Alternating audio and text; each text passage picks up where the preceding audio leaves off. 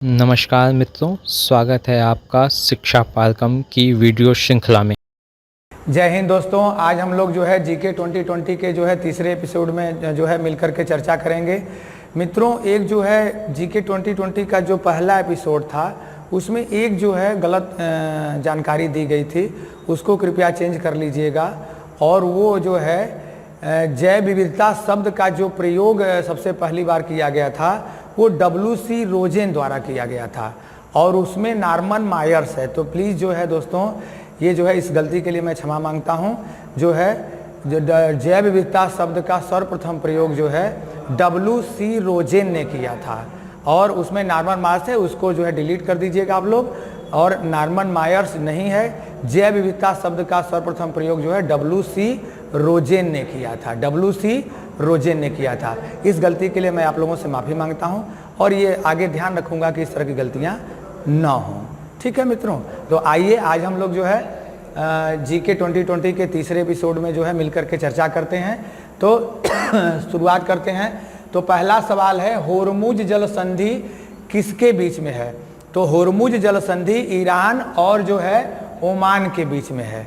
होर्मुज जल संधि किसके बीच में है? तो ईरान और ओमान के बीच में है। साथ ही एक दो और याद कर लेते हैं हम लोग, जैसे मलक्का जल संधि। मलक्का जल संधि किसके बीच में है? तो इंडोनेशिया मलेशिया के बीच में है। मलक्का जल संधि इंडोनेशिया और मलेशिया के बीच में है। और पाक जल संधि किसके बीच में है? तो भारत और श्रीलंका के बीच में है। डेविस जल संधि किसके बीच में है? तो ग्रीनलैंड और कनाडा के बीच में है। डोवर जल संधि किसके बीच में है? तो इंग्लैंड और फ्रांस के बीच में है। तो एक साथ फिर से मिलकर के हम लोग याद करें। जो है होर्मुज जल संधि आपको याद हो गया, जो है ईरान और ओमान के बीच में है। पाक जल संधि भारत श्रीलंका। मलक्का जल संधि इंडोनेशिया मलेशिया।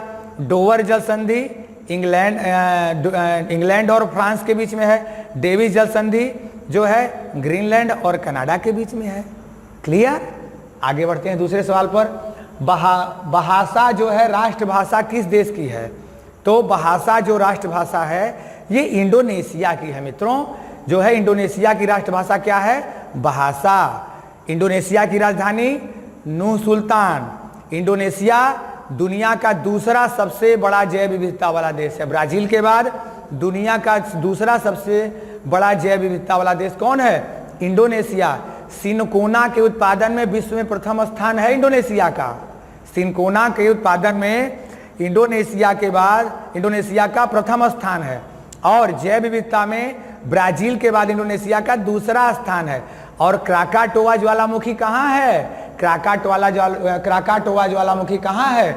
इंडोनेशिया में। तो हम लोग दो चार जानकारी हासिल किए। बहासा राष्ट्रभाषा किसकी है? तो इंडोनेशिया की। क्लियर? इंडोनेशिया दुनिया जो है 13,000 द्वीपों वाला देश है, इसे द्वीपीय देश भी कहते हैं। इंडोनेशिया को द्वीपीय देश भी कहते हैं। क्लियर? तो जो है इंडोनेशिया के भाषा इसकी राष्ट्रभाषा है, राजधानी नूर सुल्तान। क्लियर? उसके बाद जो है क्राकाटोआ ज्वालामुखी कहाँ है? जो है इंडोनेशिया में है। उसके बाद दुनिया का दूसरा सबसे अधिक जैव विविधता वाला देश है कौन? इंडोनेशिया। और जो है सिनकोना का सबसे बड़ा उत्पादक देश कौन है? इंडोनेशिया। क्लियर मित्रों? फिर आगे हम लोग बढ़ते हैं। वायुमंडल में CO2 की मात्रा कितनी है? तो वायुमंडल में CO2 की मात्रा जो है 0.03% है। कितना है? 0.03%। तो जो है फिर हम लोग इसको पूरा याद कर लेते हैं मिलकर के। तो वायुमंडल में सबसे ज़्यादा कौन सी गैस है? नाइट्रोजन, लगभग नियर अबाउट 78%। उसके बाद ऑक्सीजन है, ऑक्सीजन नियर अबाउट 21%। ठीक है, एक मोटा मोटी याद करिए। तो नाइट्रोजन 78%, ऑक्सीजन 21% और कार्बन डाइऑक्साइड 0.03% और आर्गन जो है 0.93%, 0.93% और 0.03 क्या है? Carbon dioxide. और जो है 21% ऑक्सीजन और 78% जो है क्या है? नाइट्रोजन। तो ये जो है हमारे वायुमंडल का संगठन है, जो है इसको याद रखिएगा, ये सवाल आता है। उसके बाद ध्वनि तरंगे किस मंडल से वापस आती हैं? तो पृथ्वी से गई ध्वनि तरंगे जो है आयन मंडल या आयनोस्फीयर से वापस आती हैं, जिससे हमारा संचार जो है माध्यम संचार जो है जो उपग्रह कार्य करते हैं और हमारा जो है जो मीडिया है ये सब जो है कार्य करती है। क्लियर। तो जो है ध्वनि तरंगे किस मंडल से वापस आती हैं, तो जो है आयन मंडल से। साथ ही हम लोग और याद कर लेते हैं, तो सबसे निचला मंडल कौन सा है, क्षोभ मंडल। क्षोभ मंडल के ऊपर जो है कौन मंडल है, समताप मंडल। समताप के ऊपर मध्य मंडल, मध्य मंडल के ऊपर आयन मंडल और आयन मंडल के ऊपर वायुमंडल। ठीक है, तो क्षोभ मंडल या ट्रोपोस्फियर कहते हैं। समस्त मौसमी गतिविधियां किस मंडल में होती हैं, क्षोभ मंडल। जैसे बिजली का चमकना, बादल का गरजना, वर्षा का होना, ये सब जो है पवनों का चलना, ये सब किस, आंधी तूफान किस मंडल में, क्षोभ मंडल में, ट्रोपोस्फियर। उसके ऊपर क्या है, आयन, उसके ऊपर है समताप मंडल, स्ट्रेटोस्फियर। समताप मंडल में ओजोन परत स्थित है। अगर पूछे कि ओजोन परत किस मंडल में है, समताप मंडल में। समताप मंडल के ऊपर मध्य मंडल। मध्य मंडल जो है इसकी एक खास विशेषता है कि इसमें तापमान बहुत तेजी से गिरता है। क्लियर। उसके बाद आयन मंडल है जहां से ध्वनि तरंगे वापस आती हैं, और आयन मंडल के ऊपर जो है कौन सा मंडल है, वायुमंडल। क्लियर, इसको याद रखिएगा। आगे बढ़ते हैं, तो इरुला जनजाति कहाँ पाई जाती है, तो इरुला जनजाति जो है ये तमिलनाडु में पाई जाती है, जो सांप पकड़ने और खाने के लिए प्रसिद्ध है। इरुला जनजाति कहाँ है, जो है तमिलनाडु में, जो सांप पकड़ने और खाने के लिए जो है प्रसिद्ध है।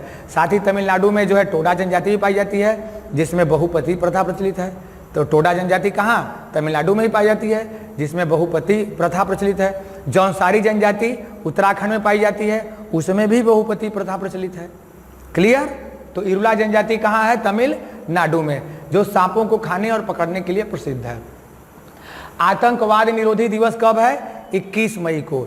21 मई को ही जो है राजीव गांधी आतंकवादी घटना में जो है शहीद हुए थे जो है, तो जो है माननीय हमारे प्रधानमंत्री, पूर्व प्रधानमंत्री, तो उन्हीं के उसमें याद में जो है आतंकवाद निरोधी दिवस 21 मई को मनाया जाता है। साथ ही 2-4 और देख लेते हैं, जैसे कि जो है पृथ्वी दिवस 22 अप्रैल, जनसंख्या दिवस 11 जुलाई, पर्यावरण दिवस 5 जून।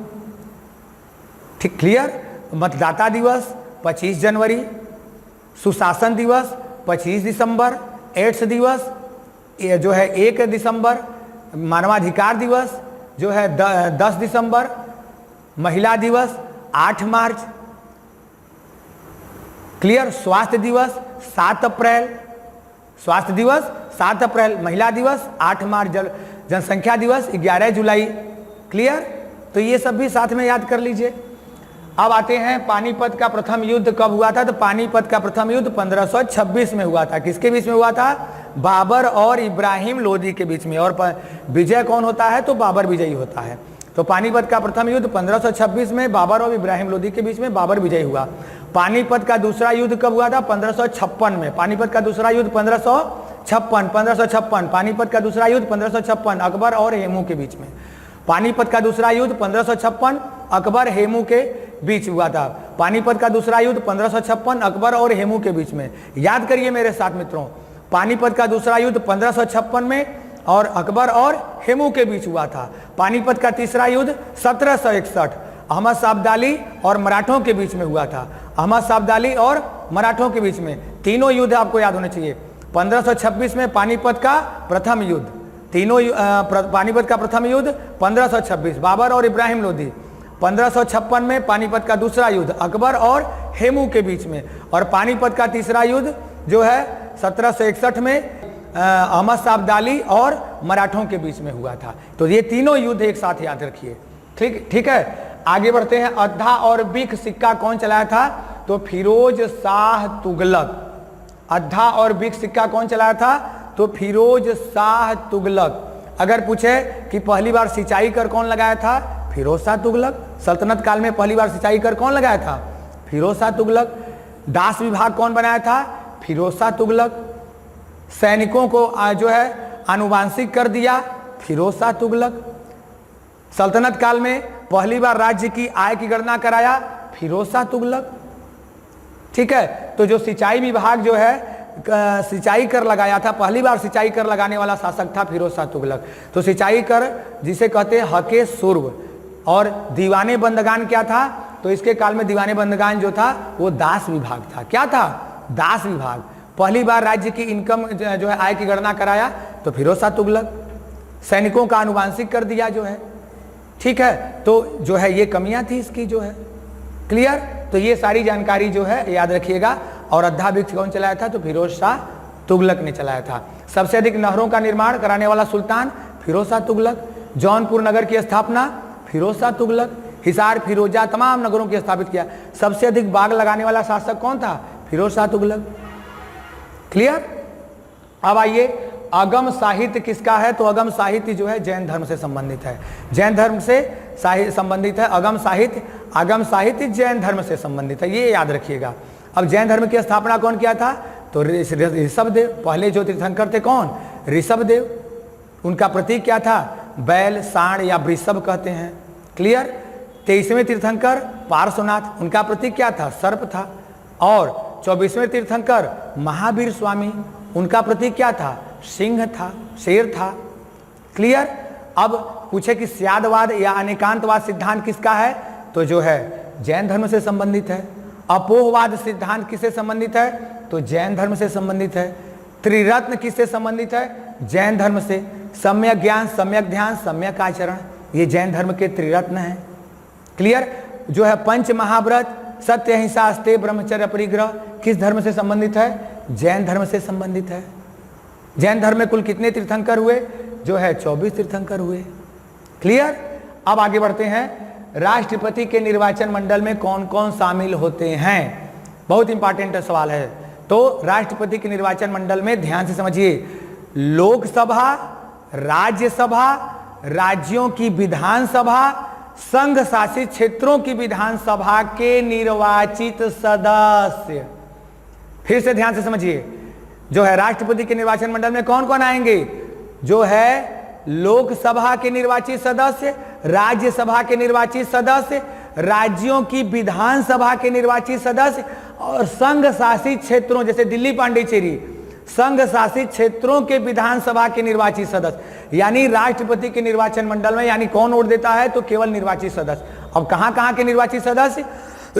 तो लोकसभा के निर्वाचित सदस्य, राज्यसभा के निर्वाचित सदस्य, राज्यों की विधानसभा के निर्वाचित सदस्य और साथ साथ जो है संघ शासित क्षेत्रों की विधानसभा के निर्वाचित सदस्य भाग लेते हैं। आप याद करिए, जो है लोकसभा के निर्वाचित सदस्य, राज्यसभा के निर्वाचित सदस्य और राज्यों की विधानसभा के निर्वाचित सदस्य और संघ शासित क्षेत्रों की विधानसभा के निर्वाचित सदस्य। यानी सबको एक साथ पढ़िए तो लोकसभा, राज्यसभा, राज्यों की विधानसभा और संघ शासित क्षेत्रों की विधानसभा के निर्वाचित सदस्य, क्लियर। अब हम आगे बढ़ते हैं जो 11वें सवाल पर। तो 89वां संविधान संशोधन कब किससे संबंधित है? तो 89वां संविधान संशोधन 2003 में हुआ। इससे 338 क जोड़ा गया और इससे हुआ क्या? जो है एसटी यानी अनुसूचित जनजाति के लिए एक पृथक राष्ट्रीय आयोग का गठन किया गया। तो 89वां संविधान संशोधन जो है याद रखिएगा, 89वां संविधान संशोधन 2003 में अनुच्छेद जोड़ा गया 338 क और अनुसूचित जनजाति के लिए जो है अनुसूचित जनजाति के लिए जो है एक पृथक जो है राष्ट्रीय आयोग की जो है पृथक राष्ट्रीय आयोग का जो है गठन किया गया, क्लियर।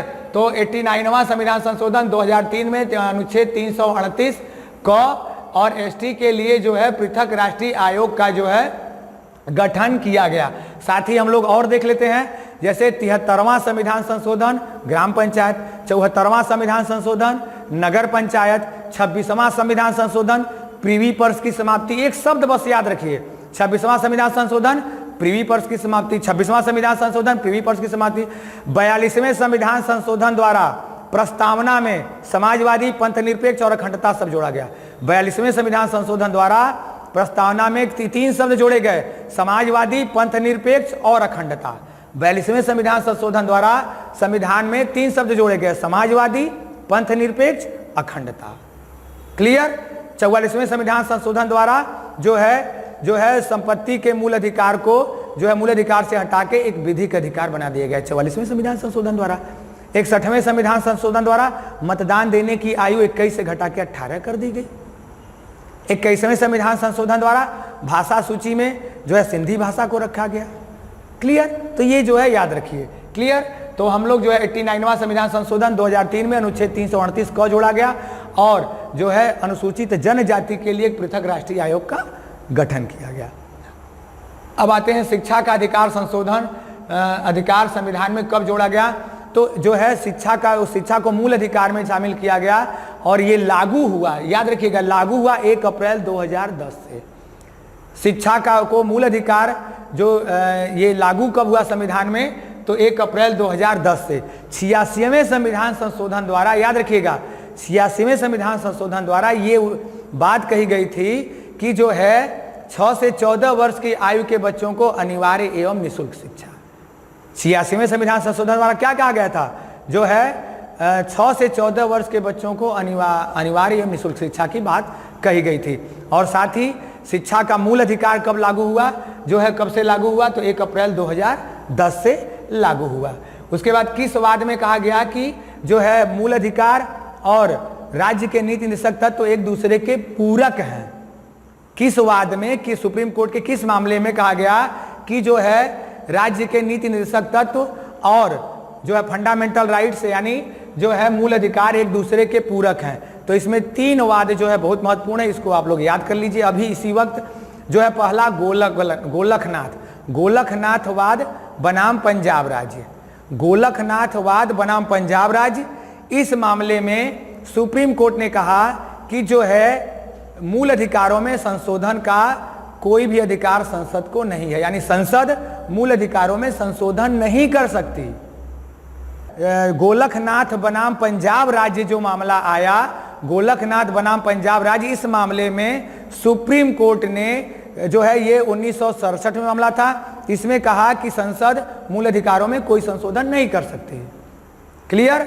अब इसके बाद केशवानंद भारती मामला आया 1973 में और उसमें कोर्ट ने कहा कि संसद मूल अधिकारों में किसी प्रकार का संशोधन कर सकती है, लेकिन आधारभूत ढांचे, संविधान के आधारभूत ढांचे को बदल नहीं सकती। ध्यान से समझिए, 1967 में गोलखनाथ बनाम पंजाब राज्य के निर्णय में यह कहा गया कि मूल अधिकारों में संशोधन करने का अधिकार संसद को नहीं है। फिर 1973 में केशवानंद भारती मामले में सुप्रीम कोर्ट ने कहा कि संसद मूल अधिकारों में संशोधन कर सकती है, परंतु उसे संविधान के आधारभूत ढांचे को बदलने का कोई अधिकार नहीं है। फिर उसके बाद जो है तमाम जो है बहस चलता रहा।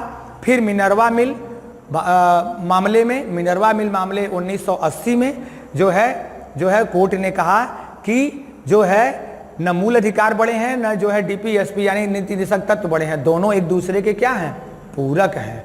तो ये जो है किस मामले में कहा था, 1980 में मिनर्वा मिल वाद में। किस वाद में, मिनर्वा मिल, याद रखिएगा, मिनर्वा मिल वाद 1980 में सुप्रीम कोर्ट ने कहा कि जो है मूल अधिकार और नीति निषेधक तत्व एक दूसरे के पूरक हैं। क्लियर।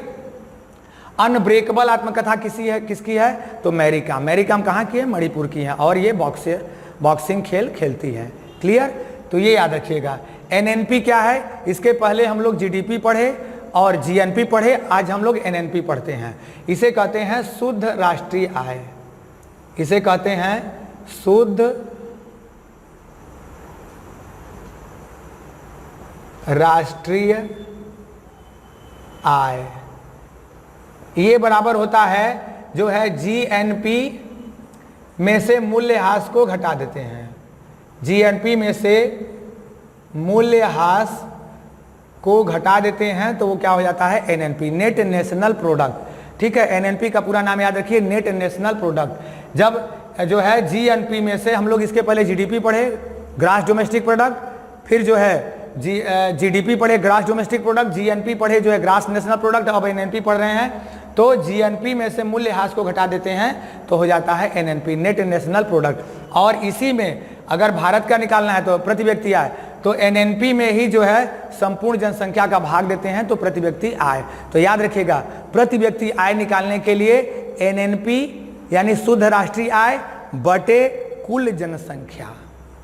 क्लियर। प्रति व्यक्ति आय निकालने के लिए एनएनपी बटे कुल जनसंख्या, इसको याद रखिएगा। अब आते हैं एपी कल्चर, तो मधुमक्खी पालन। एपी कल्चर में किसका अध्ययन होता है, मधुमक्खी पालन। हार्टिकल्चर बागवानी, सेरीकल्चर रेशम कीट पालन। सेरीकल्चर क्या है, रेशम कीट पालन। पीसी कल्चर मत्स्य पालन। तो ये सब याद रखिएगा आराम से, जो है बहुत आसान सवाल है। तो एपीकल्चर मधुमक्खी पालन, सेरीकल्चर रेशम कीट पालन, पिसिकल्चर मछली पालन, ठीक है, हॉर्टिकल्चर बागवानी। क्लियर। अमेरिकी क्रांति कब हुई थी? तो 4 जुलाई 1976 माना जाता है। अमेरिकी क्रांति कब हुई थी? 4 जुलाई 1976। अमेरिकी क्रांति की शुरुआत 4 जुलाई 1976। अमेरिकी क्रांति की शुरुआत 4 जुलाई 1976। साथ ही और क्रांतियों को याद कर लीजिए। तो चीन की क्रांति 1911, चीन की क्रांति सन यात सेन के नेतृत्व में 1911 में। फ्रांस की क्रांति 1789, फ्रांस की क्रांति 1789। अमेरिकी क्रांति के बाद 1789 में जो है फ्रांस की क्रांति होती है, और 1911 में चीन की क्रांति होती है, और 1917 में रूस की क्रांति होती है। 1917 में रूस की क्रांति। पहला विश्व युद्ध 1914 से जो है 18 तक चला। दूसरा विश्व युद्ध 1939 से लेके 1945 तक चला। तो ये सब सारे डेट आपको याद होने चाहिए। आगे ब्यूटी बोन किसे कहते हैं? तो ब्यूटी बोन ये कैल्विकल है, ये हड्डी है ना, ये कैल्विकल, ये निकला है ना कैल्विकल, इसका नाम क्या है? कैल्विकल। ब्यूटी बोन किसे कहते हैं? कैल्विकल। कैल्विकल, कैल्विकल को ब्यूटी बोन कहते हैं। कैल्विकल ये है, इसी हड्डी का नाम जो है देखिए कैल्विकल, ये ब्यूटी बोन कहा जाता है। तो क्या ब्यूटी बोन अगर पूछेगा तो कैल्विकल। क्लियर। ये याद रखिएगा आप लोग, कैल्विकल ब्यूटी बोन। मानव शरीर की सबसे बड़ी हड्डी फीमर जांग में होती है, और सबसे छोटी हड्डी स्टेप्स कान में होती है। ठीक है।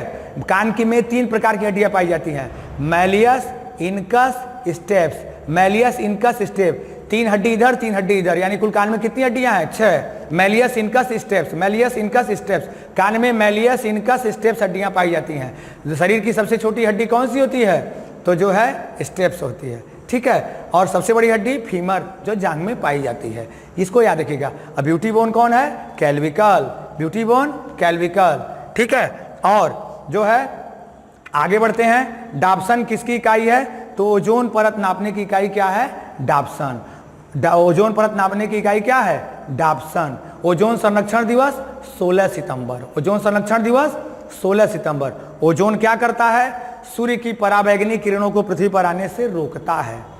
ओजोन गैस किस मंडल में पाई जाती है? तो समताप मंडल में। ओजोन गैस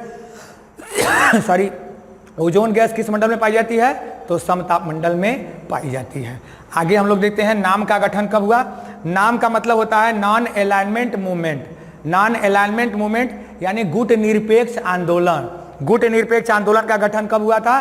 तो 1961 में बेलग्रेड में। 1961 बेलग्रेड। गुट निरपेक्ष आंदोलन की शुरुआत 1961 में बेलग्रेड में हुई थी। क्लियर। जो है इसमें इंडोनेशिया, भारत और जो है मिस्र, ये 3 देश जो है प्रमुख रूप से जो है भागीदार थे। ठीक। तो नॉन अलाइनमेंट मूवमेंट यानी गुट निरपेक्ष आंदोलन, इन देशों का मानना था कि न हम रूस के गुट में जाएंगे न अमेरिका के गुट में जाएंगे, हम लोग अलग रहेंगे। तो उसका नेतृत्व करता जो है कौन देश था? भारत। तो नाम का गठन बेलग्रेड में 1961 में। तो मित्रों ये जो है जीके 2020 में आज हम लोग इन चीज़ों पर चर्चा किए। मैं उम्मीद करता हूँ मित्रों कि जो है आपको ये चीज़ें पसंद आई होंगी, और अगर मुझसे कोई गलती हो जाती है तो आप कमेंट करके हमको बता दिया करिए, जिससे हम संशोधन करें। हम और आप मिल कर के ही जो है मिल कर के ही आपको आपके मंजिल तक जो है पहुंचना है। तो इसलिए जो है हम चाहते हैं कि जो है हम भी शुरुआत किए हैं, इसलिए जो है आप लोगों के सहयोग के बिना जो है हम नहीं आगे बढ़ सकते हैं। तो इसलिए जो है आप लोग भी सहयोग करिए मेरे साथ। और अगर मेरे में कोई कमियां हैं, हम भी तो आपकी तरह सीख रहे हैं, तो अगर कमियां हैं तो आप उसको जो है पॉजिटिवली ले करके आप मुझे बताइए। मैं उन कमियों को आगे आने वाले वीडियो में दूर करने का हमेशा प्रयास करूंगा, और आपके कमेंट की जो है हमेशा उम्मीद रखूंगा। ठीक है मित्रों, तो आप इसका स्क्रीनशॉट ले लीजिए। धन्यवाद। नमस्कार मित्रों, आप इस वीडियो को अधिक से अधिक लाइक और शेयर करें, अपनी राय कमेंट करके बताएं। इस तरह की और जानकारी के लिए हमारे टेलीग्राम व यूट्यूब चैनल शिक्षा फाल्कम को सब्सक्राइब करें, साथ ही बेल आइकन दबाएं, जिससे हमारी वीडियो की नोटिफिकेशन आपको सबसे पहले मिले। धन्यवाद।